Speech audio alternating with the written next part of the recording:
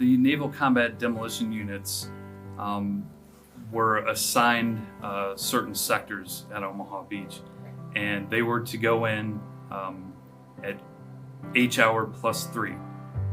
H hour was at 06:30 in the morning. They were supposed to arrive at the beach at 06:33.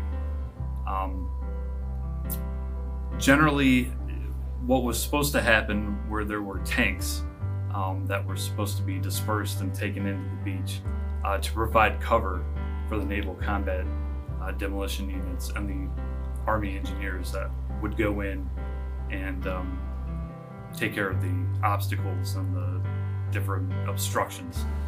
But what had happened, there was a thing that was supposed to happen, in that the Air Force, Army Air Force, were supposed to bomb the beach and hopefully take care of the German positions.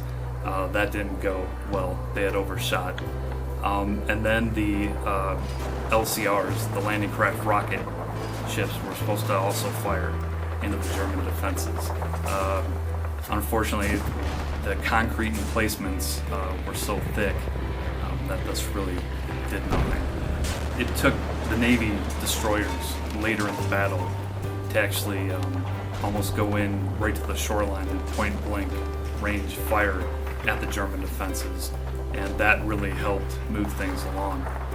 So unfortunately for the Naval Combat Demolition Units and the Army engineers, once they arrived at the beach, it was immediately a scene of chaos.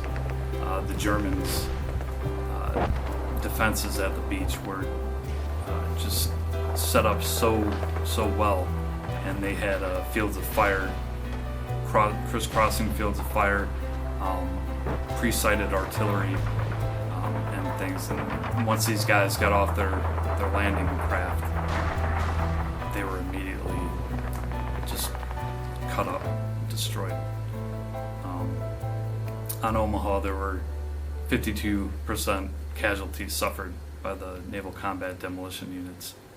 31 men were killed and another 70 were wounded. Utah Beach, they had an easier time of it. There were 6 killed and 11 wounded there. But the Naval Combat Demolition Units that arrived at Utah landed in an area of the beach where it wasn't as heavily defended. What also made Omaha a verifiable hell was that the succeeding units that landed sort of all bunched up and gathered up due to the ferocity of the fire from the Germans, and it really prevented the Naval Combat Demolition teams from really conducting their work. Their mission was to blast 50-yard gaps, 16 of them, in order for the troops and the tanks to get through and arrive further onto the beach to take the beach over. Unfortunately, they only were able to clear about 6 of these gaps and partially clear another 2. That sort of tells you just how bad it was there. They weren't able to even complete their mission until D-Day +4.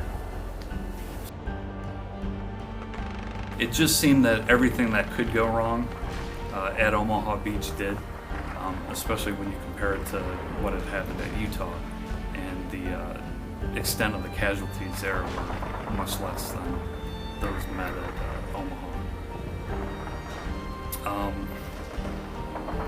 Those men had a job to do, and they realized that, and despite what was thrown up against them, they completed their mission, and they did as good a job, even better than expected. The Naval Combat Demolition Units received a Presidential Unit Citation, which is almost an individual Medal of Honor, and they were only one of 3 groups to receive the Presidential Unit Citation that day at Omaha Beach. Again, you learn from the men and women that have come before you and what they've accomplished, their accomplishments. And sailors should take a look at that history and the heritage there. should make them proud.